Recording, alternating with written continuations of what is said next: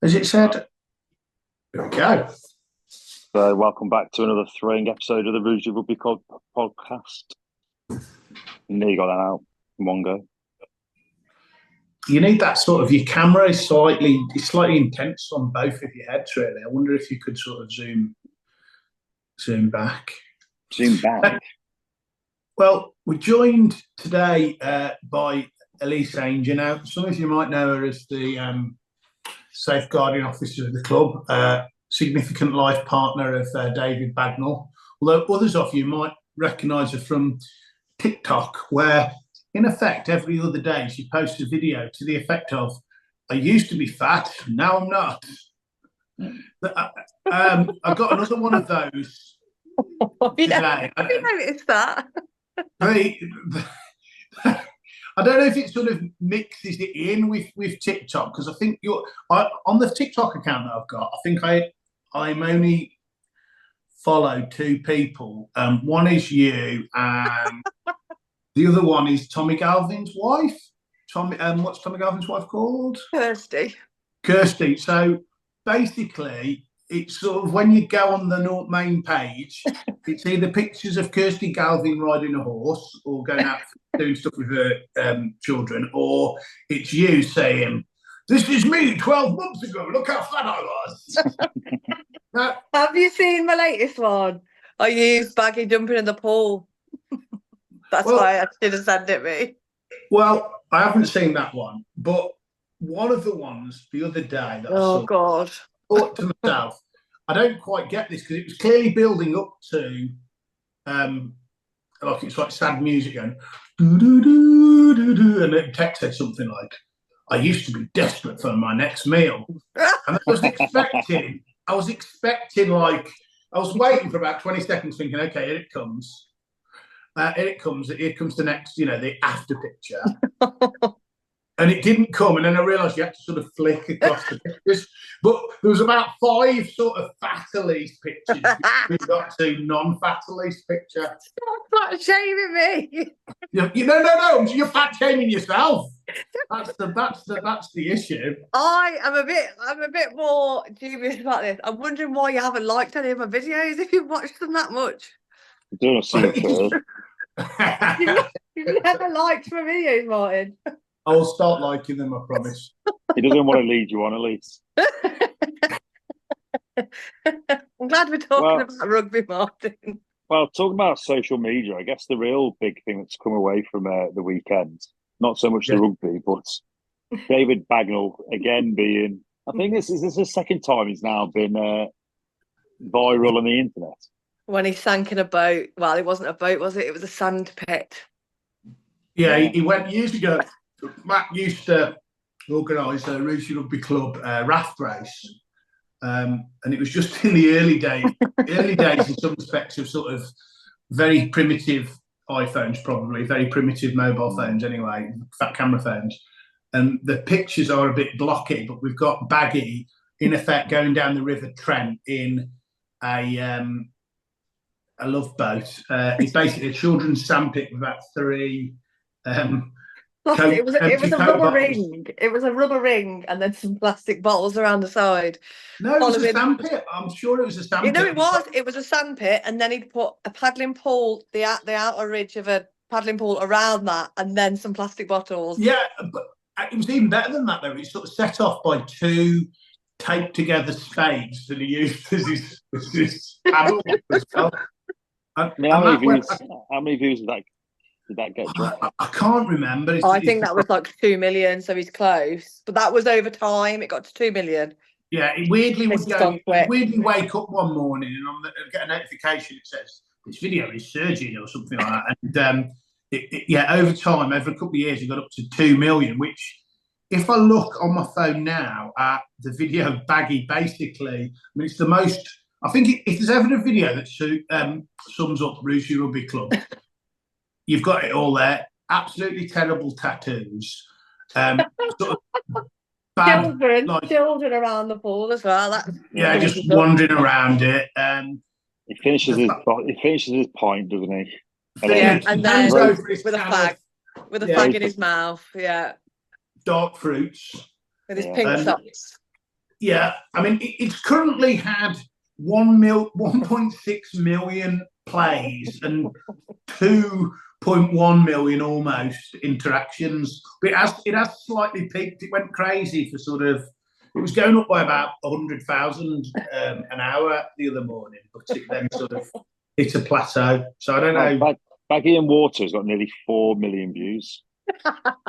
Imagine Maybe when he gets back, we could get him to recreate it across the sofa. Well, no, I think we get him in the bath, naked in the bath, and I reckon we get this podcast getting 2 to 3 million views. Just put it on OnlyFans, and it could be videos of Baggy every time he gets in water. Well, that's Jake's idea. That is for the Rouge Rugby Club OnlyFans. We just have requests what music we put in the showers. We dance around in the showers. So I dread to think who would be requesting to see Baggy jumping in a pool or sinking in the canal. Listen, 3.6 million views say they want to see him, that man wet. He won't be happy that you called him a fat man. I said, that's man, not fat man. I said, that's man. Yeah, he's not posting on TikTok all his past pictures. Well, yeah, he needs to be the opposite. He'd be like, I walked across that skinny Baggy with a stick back. And then there's him now jumping into a pool, belly hanging out over the place. It would be fantastic. We need to get lots of pictures of him looking really sad but slim, and then get some really happy pictures of him now. One of the things that was interesting, I thought, was there's a few of the comments on that video were about whether some of the lads jumped in with their socks still on. Were you socks on or socks off, Matt? In the pool? I believe I was socks on. I was socks on. But I took my boots off to protect the pool. I figured it was dirty anyway with all them sweaty men in there, to be honest. I don't think yeah. Somebody did say to me, are you going to clean that pool before any of those children get in it? Well, you say that. Club legend Alfonso had been for swimming it during the game. Just on his own, just came down, fully decked out. He got like a sort of dry robe stroke snuddy on, swimming costume underneath. Came down and went for a swim, and he pointed out the water was a bit dirty, and he was the first one who got in there. He said to you, did he? He says, Martin, that my parents said don't swim in that pool. It's too cold. He's got a towel on. And I'm like, what's he doing? Listen, he's he's going to be a future.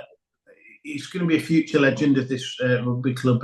So name check to Alfonso. You heard it here first. He had a good swim on Saturday in the pool. He enjoyed it when we had it out before, and he was down there diving in. So all to the good. So we had our first game on Saturday. We made it a bit of an extravaganza, Rouge style. We had a swimming, paddling pool, blow up swimming pool, bouncy castle. All the kids chucked all the tackle pads into the water, which meant that they're now sort of outside drying off and weigh 2 ton. We didn't actually get the slip and slide out. No. We did have Dawn cook up a proper feast inside of sort of hot dogs and the sort of now signature dish of, although she's getting a bit bored of cooking it, I think, of pulled pork stuffing and gravy. And I think actually off the field it was a very successful day. How did you rate that, Elise? It was great. Added bonus of the DJ. I thought the DJ was great too. He was good. Yeah, I forgot. He was very, very What's good. his name? What's his name? I don't know what his DJ name is. I'm sure it's DJ Will Ben, but he works for Quantum Comms as well. Oh, what? Really? Yeah. Yes. He's me and Baggy have been to many parties at his house, and they are always incredible. Do you know who he looks like? I pointed this out on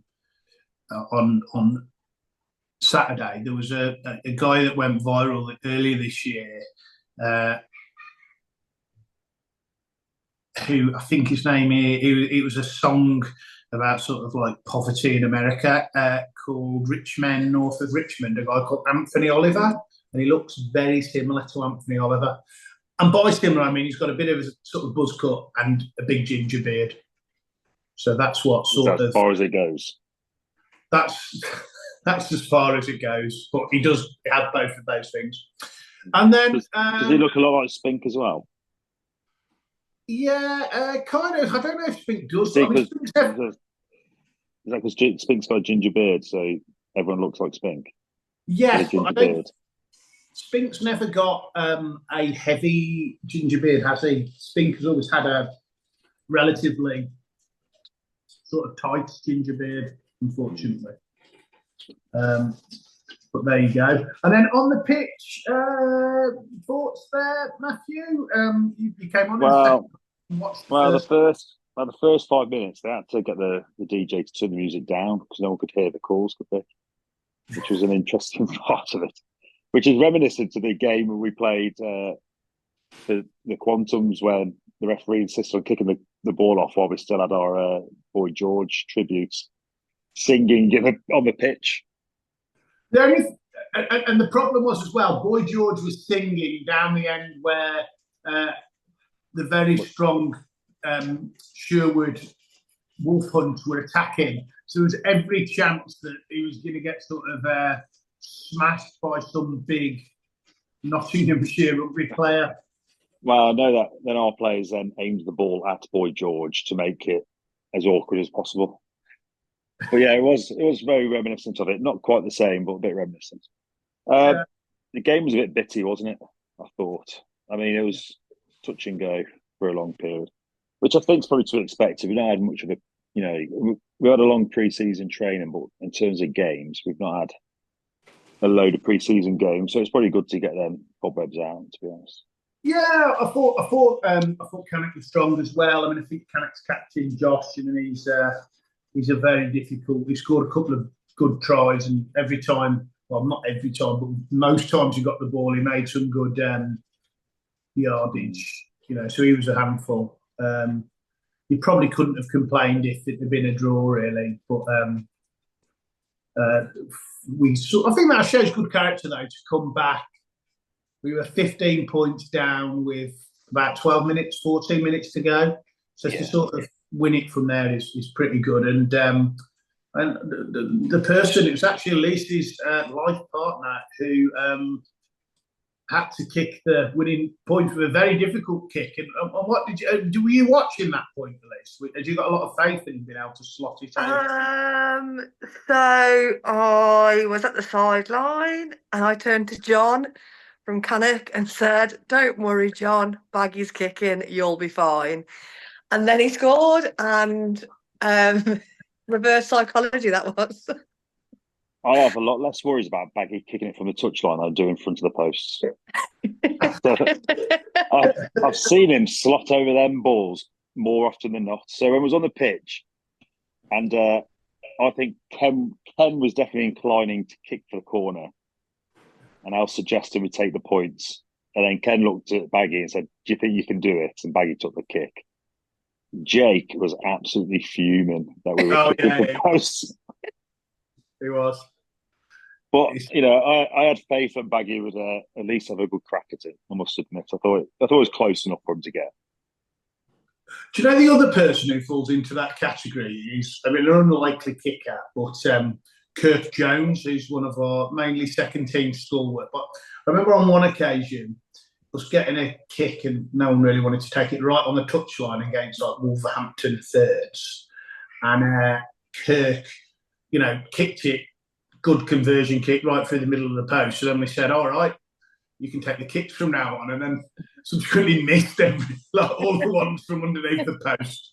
He sort of managed to cock up, but this one from the touchline, he just whacked it and it sailed over. I don't think he was a bad footballer, really. Kirk. As far as it, yeah, he used to play a lot of football, didn't he? So I don't think it should come as much of a surprise that he could kick a ball, really. It's the smoothness of his legs. They've all got really smooth legs. So Kirk the Joneses? Yeah, it's weird. Kirk and Kev Jones, I've never noticed the legs. Have you never noticed they've got no hair on their legs? It's weird. No, I've never. There you go. I've never rubbed their thighs. Maybe it's just a me thing then. Well, an interesting point about Kev Jones. So Kev Jones was running the line last week, Yes. and he put his flag up when the ball went over, but the opposition line did not, and he said it didn't go over. He said he wasn't sure, actually. Is that what he said? Yes, but the Cannock captain, who again sort of bigging up Josh a couple of times, he said to the ref it went over. I mean, it did go over, but we had footage everywhere at that. Well, to be fair, if you look at the video, it kind of hit someone on the shoulder, dropped on the floor, and they picked up and just started walking to the touchline. So I think by the reactions you could tell. So I don't understand where the line then went. I don't know if it went over, but everyone else knew. It was, to be fair to him, he wasn't at a great angle. He was a little bit too close to the post to tell, I think, was his issue. So I think he was. That was a very diplomatic answer. That was listen, Martin's former Cannock, so you can't say anything bad about him. But I thought. What do you mean you're not former Cannock? Do you know you play a Cannock? Junior rugby, yes. Yeah, you are former Cannock. Former Cannock. Well, you can't say originally born and bred, can he? Now he's played at Cannock. Well, I am originally born and bred. I think it's a school in Cannock, Colin Griffin. Raised in Cannock, made in Rugeley. I've actually got an office in Cannock as well. So perhaps they're. Did you used to have a bigger poster as well in Cannock of yourself at one point? But it kept getting defaced by the tip. There was a picture of me on it. And the Rob Castles of Quantum Comms, who has got access to like cherry picker, I don't know quite what the phrase is, cherry picker type vans, kept threatening to draw a large penis on the head, a bit like it did. So I asked that they actually remove me from the poster campaign. We've stopped poster campaigns now, anyway. It's all done on socials. I'm actually about to record a law firm podcast in the next few weeks. Well, even before you become a partner in the firm, I noticed that they took you off the posters at some point. Yes. So at what point did they think you're not photogenic enough to be on the? I don't know if I campaign? was ever particularly photogenic though, so I don't know if I was once this sort of handsome, youthful man, and now I'm not, because I don't sort of, I've never sort of got by on looks really. I've always been more one for personality. What? I track the women through my sparkling sense of humour and commitment to looking at their TikTok videos. But there you go. We had a second team game as well.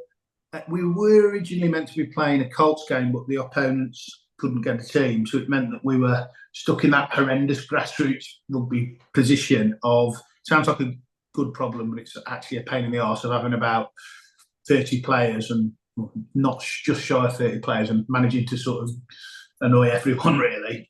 So that was I was saying about this is that it's not, again, I know I'm going to harp on about rugby league, but it's not quite the same. So with the rugby league, you can put people into different positions and it doesn't make as much difference as it would in union. Whereas if you've got 15 backs all waiting to get on, or 10 backs all waiting to get on, you can't fit them all on the pitch, can you? That's the problem. And the 17-year-olds, of course, can't play front row, or actually there was only a certain number of front rows, so you can't really move them off.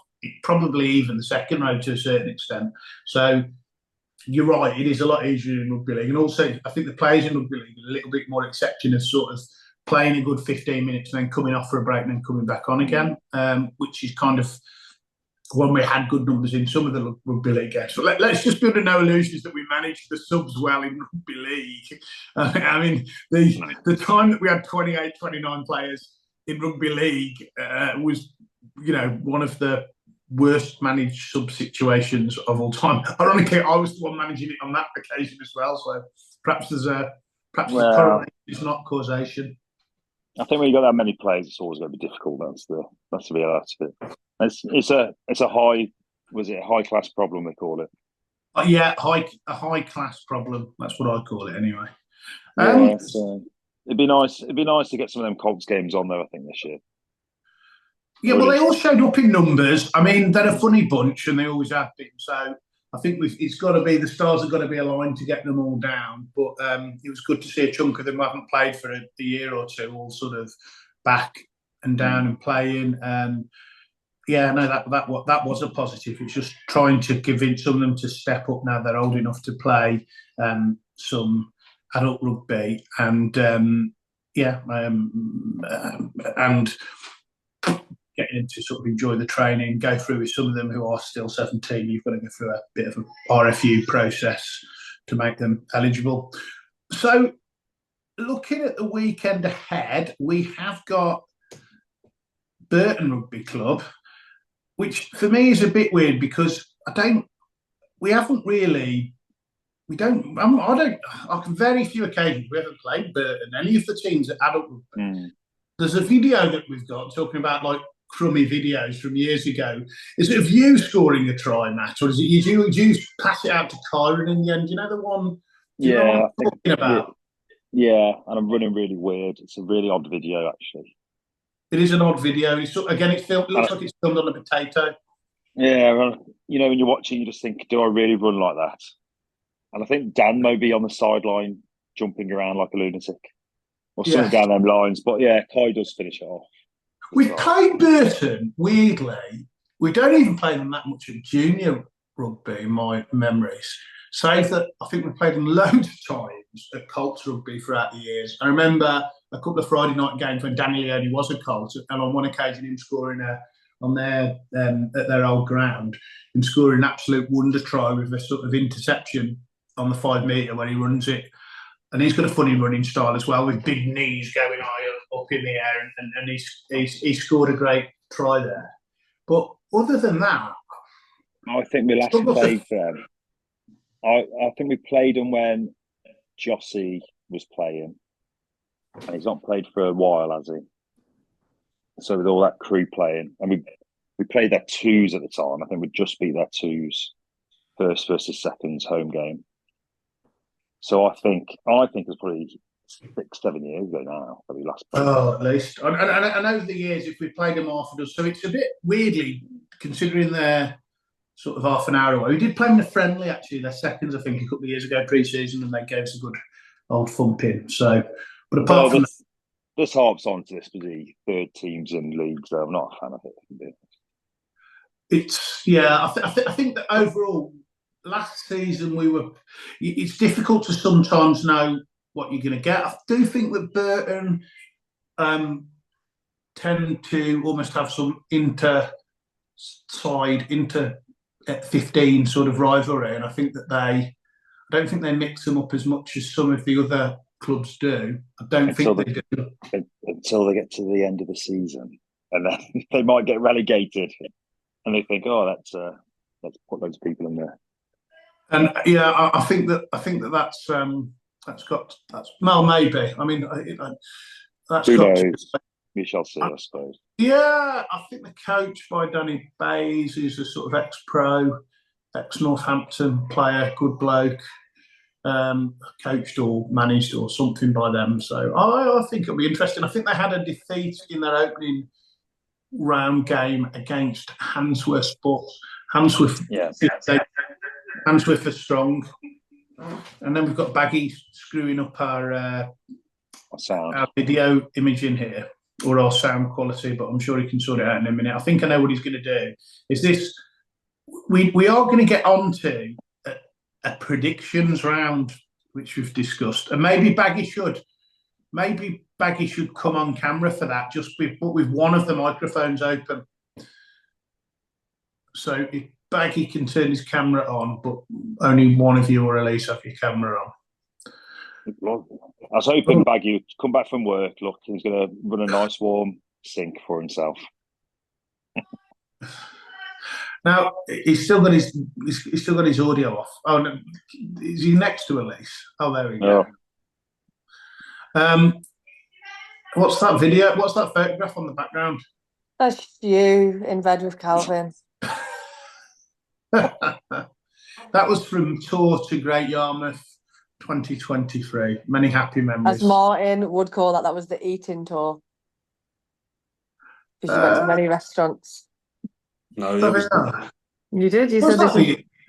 Yes, you told me because you went for pizza and then you went for a curry the next night or something. No, yeah, I do like a good bit of food on tour. I must admit, I don't fall in contrast to Kelvin, who's pictured there, who doesn't eat a thing all weekend, just drinks really to quite a large level. In fact, yeah, I didn't think I saw him eat a thing all that weekend. So moving on, let's hear from Baggy and Matt now. Only one of you can, and one of you audio's on, please, Elise or Baggy. So we'll go into predicting the scores in our league this weekend. Right. So we've got first up, and I want a score line, right? And we'll award points somehow. We'll work out how we award the points afterwards. So we've got Aldridge against Handsworth. At Aldridge. It's, yes, the first name means they're at home. That's Handsworth winning that. Pardon? Handsworth for winning that. Yeah, Handsworth had a good win last week against, as you just mentioned. We're not doing points, are we? We're just saying win or lose. No. I think we go points. Oh my God. Predict a score. Predict a score. 35-12. Dave's saying 35-12. 35-12 to Aldridge. Handsworth. So 12-35. Yeah. Oh, so I've got to do. Elise, what are you saying? Who 57-22. To Aldridge, fair enough. No. Matthew? I'm going to go 3-42. Yeah, I'm not sure. I'm going to go 20 all. 20 all? Yes.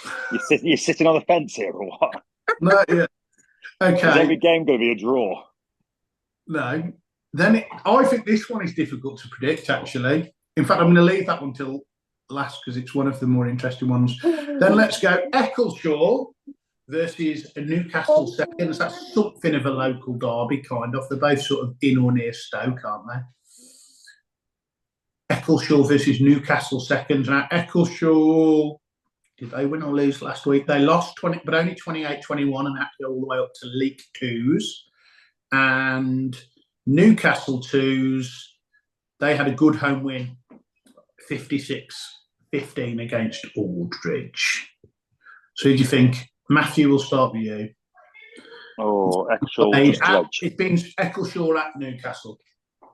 Oh, Eccleshaw at Newcastle. No, sorry, Eccleshaw at home to Newcastle. Oh, yeah, okay then. So I'll go 22-15 to Eccleshaw. Yeah, Elise? I think it's got a close game written on it, I think so too. 37-20. I don't know. Okay. Baggy? I'm going to say 7-19 to Newcastle. Okay. And why do you say that's an interesting? What's your feelings there? He's going to miss a kick. Oh, fair enough. League Twos at home against Stone. That's a bit of a trek for Stone. It's almost as far as we have to go to get up to League. League Twos against Stone. What are we saying? Elise? Who's better? This is your prediction. I'm just 21-40. Yeah, that's a bit bullshit. So Stone are going to go all the way up there and have a good old win. Baggy? That to me is a 50+ to 5. Okay, Matthew? Yeah, I think that could be a tough old trek. I fancy League. I'm thinking 32 now. Yeah, I think it's going to be a tough day at the office for Stone as well. I do quite like a bunch of the people at Stone, in particular Gav, Roz, who runs the women. Just thinking I don't know people, but no, I think... You're just listening to people you follow on TikTok. He only follows me and one other, and I'd like to know who that other is. I told you, Kirsty Galvin. Oh, Kirsty Galvin. Who knows I think League, I don't think it's going to be the drubbing that you guys are saying. I'm going to say 25-0. It's hard when it's beginning of the season to know who's going to to win. It's an awful journey, that is, as well, for Stone. And I think they've got quite a young take squad, so it might be that they're all still in Ibiza and at music festivals and stuff like that. So I think they'll come good maybe later in the season. Then Stoke 2s against Barton under Needwood. Now, Barton had a very convincing win, 41-0 against Stone at Barton on the weekend just gone. And Stoke had quite a heavy defeat, actually, 49-5, albeit away to sort of early pace setters, Utah. It's going to be a quite close game. Yeah. That being said, then I'm going to say 15-10. 15-10 to Stoke. Yeah. Baggy. I'm going to go with 32-28. Matthew. I think both teams get a bonus point. I think they'll both score. I think Barton will probably score a load of the backs. I think Stoke will be strong in the forwards. And I fancy 37-4 to Stoke. I think Barton are going to walk this one. I'm predicting 5-32 to Barton under Needwood. I'm not underestimating the strength of the home game. Yeah, no. Last week in our league, all of the home teams won and all the away. But the obvious corollary of that being all of the away teams lost. So that leaves 2 games. Yes, the next Cannock versus Utah. So these are the last. I thought this was the most interesting one because we've played both of these teams over the last 2 weeks. Narrowly won against Cannock, took a bit of a pelting against Utah, albeit I think it's probably fair to say it was an extremely mixed side. What are you saying, Baggy? Cannock against Utah, so Cannock are their home team. I reckon it's going to be that's a close one. I'm going to go. I have to say Cannock, and I'm going to go with. I think it's going to be a very low score of like 12-3. Yeah. Elise? I am absolutely making all of this up, so I'm going to go 32-12. And Matthew? Cannock at home? Yeah. Yeah, I think Cannock will be quite strong this week. I think Cannock 27, Utah 20. I can see this being perhaps the one. I think Cannock did miss big lump Richards last week, and I think he was only away for the weekend. So if he's back, that could give them a bit of sort of what they missed in the scrum. But then Utah are on some great run of form. I know some of those are friendlies, but I think I'm going to go for Utah, and I'm going to say 20 points to 25. So we'll make a note of those, and then we'll come back next week. I think there's rules against doing prediction games in relation to matches you're playing in yourselves. So yeah, let's not do that. Let's not do that, and sort of give the opposition team talk for them. Particularly as I think we're probably all likely to predict that we're going to lose. So let's not do that. Okay, well, we've got Elise. If you could take over a second here, as I take a small comfort break, because you've been working very hard, have you not, this week with. We've got sort of 2 kit suppliers, Vulcan, very nice, sort of the high-end stuff. And then we've got another sort of local provider who do a lot of our off-field range, have we not? So I think Baggy's going to model some of this while I take a brief comfort break. Baggy, can you come and try it on, please? We need to go shout out to Blueprinting regionally, who cater to all our weird and wonderful requests and turn it over in 1 week. And the one thing Dan was missing was merch, and I can't confirm who it was from Cannock, but one of the rugby league lads said that we have the best merch now at Rugeley. So we have got to put it on. Just put it over your clothes. Just put it over your trousers, Dave. Come on, Baggy, you're ruining the podcast now. I know you're ruining it. He's just gonna hold them up, so I'm gonna flip. Oh, hang on. Can't do that without taking my background off. So we've brought down some really nice shiny skinny joggers. Okay, do you want Do to you, next? do you want to go up so you can see the badge? Because you just showed Could you not see it? There you Okay, and then you can put this on, can't you? Surely. Just put it on, David. Baggy, Matt says you're ruining it, and you're not allowed to play this weekend. That's fine. A training jacket, which I really want all the lads to eventually have. What material is that? Training material.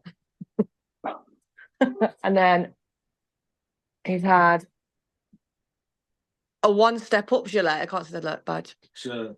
soft Very A nice. soft shell. So the jacket, that's a soft shell gilet that I've also ordered for Spink because he wants one. Very good. And then because who else doesn't need a cap? It's the woolly hats we need now, isn't it? Yeah, woolly hats. I've got him. That's all it is. Oh, and then I've got this for our new. What is she? Physio. I brought on request. She wanted something to wear, but she wanted something a bit different. So she's had a nice oversized, I don't know, olive green hoodie. Not our usual bottle green, but we'd let her off just this once. Oh, very And good. that's our merch so far. So, Baggy, why do you feel that you are a media sensation at the minute? I am a media sensation at the minute, Matt, because I'm short, I'm fat, drink, smoke, and I tried to do a bomb in the pool that went very, very wrong, and I landed on my back. Did you? I'd say, this is his second time now, isn't it, going viral? Yes, it is. It is. It is. Yes. And what's your future plans? To go off, just get the fans in, create more content in the future. We'll do some other things, maybe something to do with the slip and slide in the winter. Probably when we get the bath in the changing rooms, we'll do something with that as well. Joe, I was very disappointed with is that your bomb into the pool got 1.6 million views and counting, but your winning kick got considerably less. Yes, it did. I think that's sitting about 100,000 now. Oh, that's not too bad though. It's all right. Obviously, the people want to see what the people want to see, Matt. And I think the next step would probably be to create an OnlyFans. Taking Jake's idea, obviously. Yeah, we have talked about that, to be fair. And, I feel like you and Water, I've said it at the beginning of the podcast, you and Water seems to be a match made in heaven for viewers at the minute. It is. They love it. And who are we to stop the people to see what they want? Well, exactly. What more do you want? I'd like to know what Comfort Break Martin's going on. This has been a long time. Clearly gone for a poo. Normally it would take you with us. Oh, no, I don't want that. I feel like we should just leave the call and just leave him hanging. Should we just all turn our cameras off and go on mute and just remain silent when he comes back? Right then, guys. Thanks for coming for the podcast. Hopefully, we'll see you next week. See you all later.